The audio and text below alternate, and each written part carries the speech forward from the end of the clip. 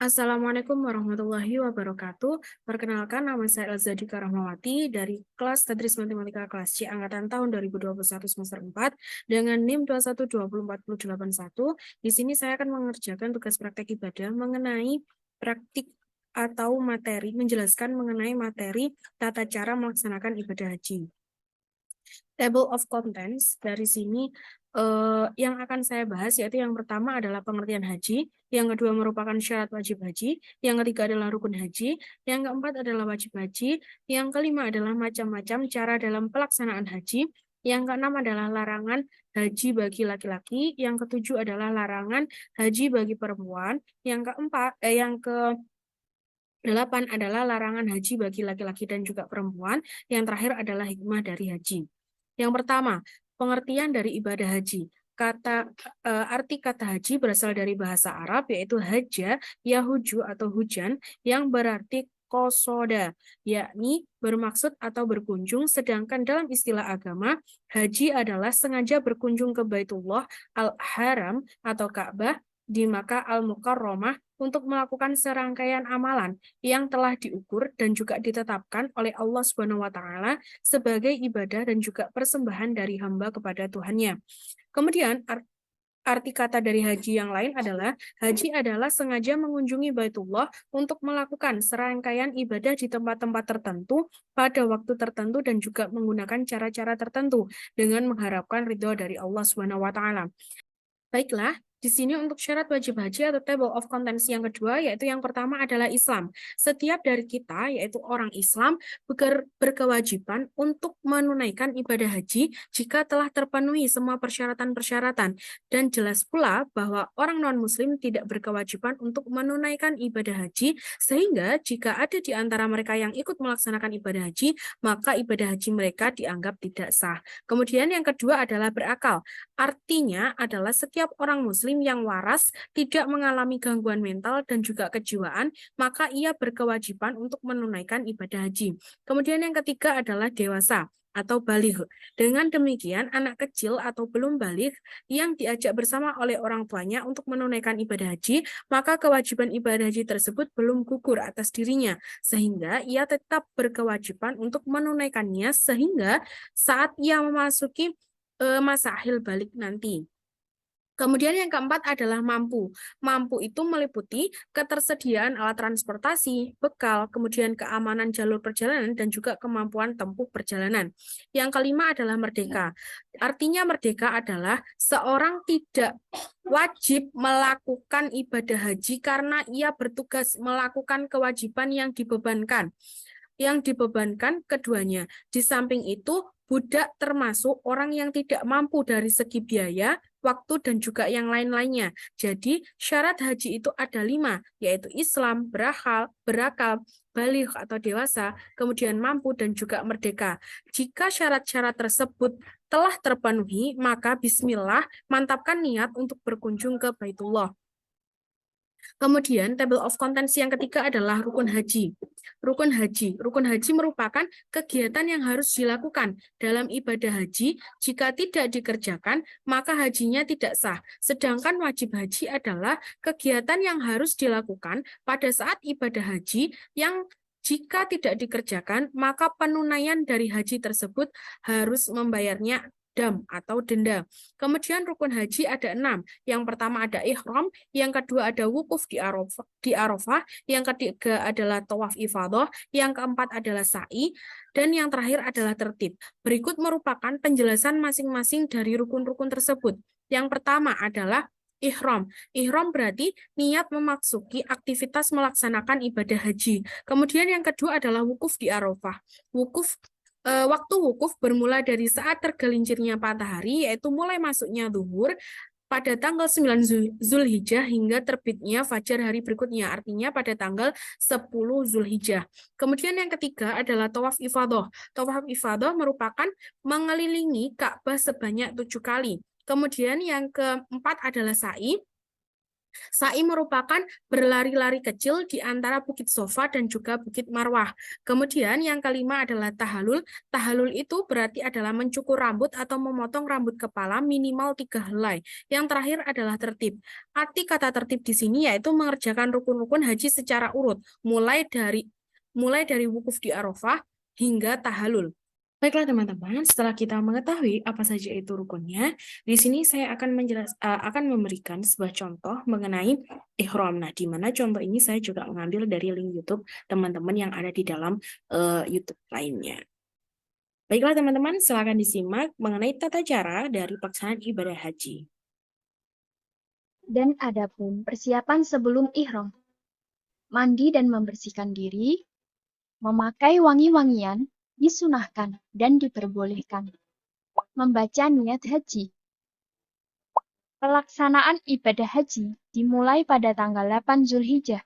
Setelah ihram dan persiapan seluruh jamaah haji pergi menuju ke Mina dan bermalam di sana sambil menunggu wukuf di padang Arafah. Selama di Mina, banyak-banyak memanjatkan doa, istighfar, zikir, talbiyah, tafakur, dan membaca Al-Quran.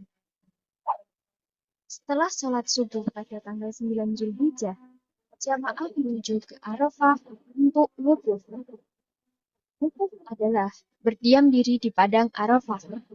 Saat melakukan wukuf, umat Islam yang menjalankan ibadah haji diharuskan membaca doa-doa. Serangkaian kegiatan yang wajib dilaksanakan saat pelaksanaan ibadah haji. Dan dianjurkan untuk banyak-banyak memanjatkan doa, istighfar, zikir, talbiyah, tafakur, dan membaca Al-Quran. Sholat zuhur dan asar di jamak qashar awal atau diringkas 2 rakaat yang dilakukan pada waktu zuhur. Setelah waktu maghrib atau tenggelamnya matahari, jamaah pergi ke Musdalifah. Para jamaah haji akan bermalam atau mabit hingga waktu fajar. Di sana, mereka melaksanakan sholat maghrib isya secara jamak dan qashar, serta melaksanakan sholat subuh. Pada tanggal 10 Zulhijjah setelah salat subuh, jamaah haji meninggalkan Musdalifah untuk melakukan jumroh Aqobah. Selama perjalanan, jamaah haji mengumpulkan batu kerikil yang akan digunakan untuk melempar jumroh. Dilakukan saat jumroh Aqobah, yakni melontarkan kerikil sebanyak 7 kali ke arah dinding.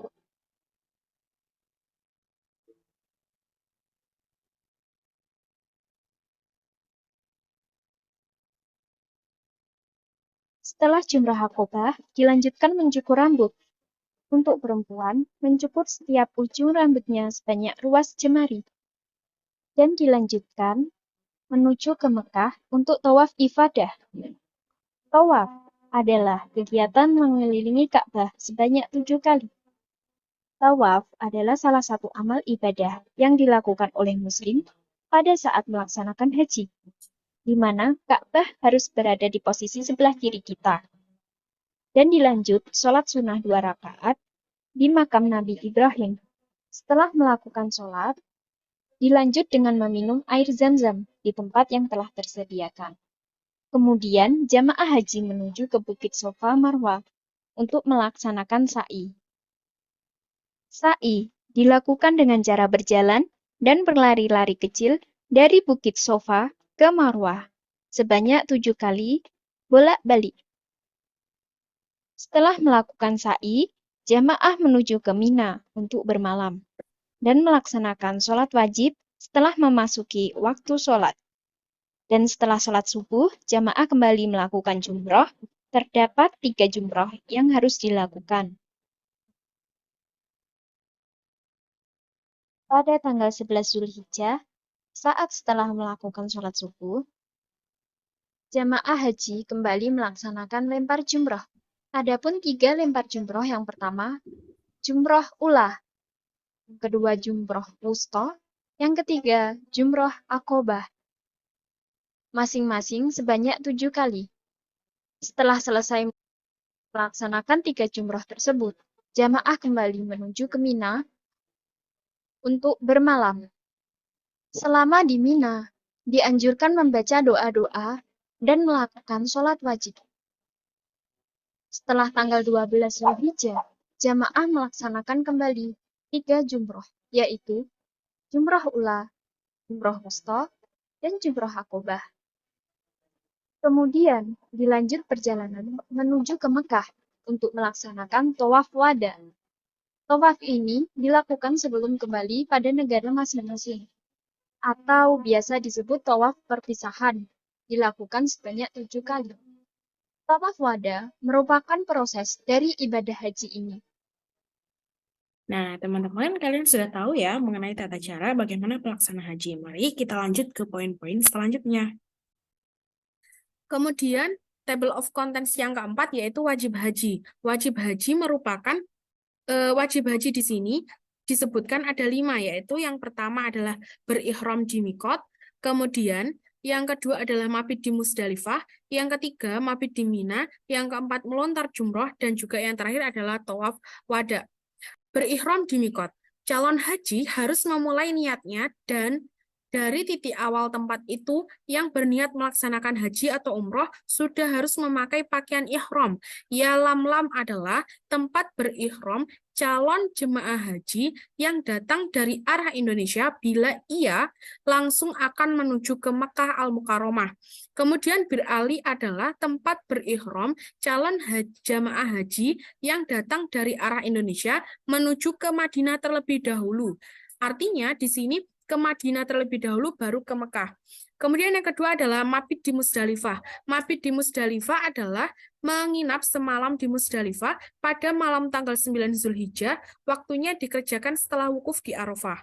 Kemudian ada mabit di Mina. Mabit di Mina adalah bermalam selama 3-4 hari di suatu hamparan padang pasir yang panjangnya sekitar 3,5 km. Waktunya adalah mulai malam tanggal 11, 12, dan juga 13 Zulhijjah, bermalam di Mina dilakukan semalam penuh, yang boleh dilakukan mulai dari sore hari sampai terbitnya fajar, dan juga boleh bermalam paling sedikit 2 atau 3 malam. Kemudian, yang keempat adalah melontar jumroh. Melontar jumroh untuk memperingati saat setan menggoda Nabi Ibrahim agar tidak melaksanakan perintah Allah Subhanahu wa taala untuk menyembelih putranya, yaitu Nabi Ismail.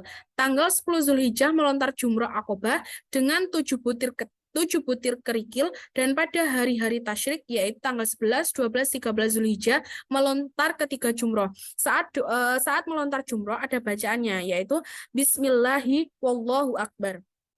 Kemudian yang terakhir adalah tawaf wada. Tawaf wada adalah suatu penghormatan terakhir kepada Baitullah. Tawaf wada merupakan tugas terakhir dalam pelaksanaan ibadah haji dan ibadah umroh di tanah suci. Kemudian, untuk macam-macam cara pelaksanaan ibadah haji, yaitu yang pertama adalah haji tamatu.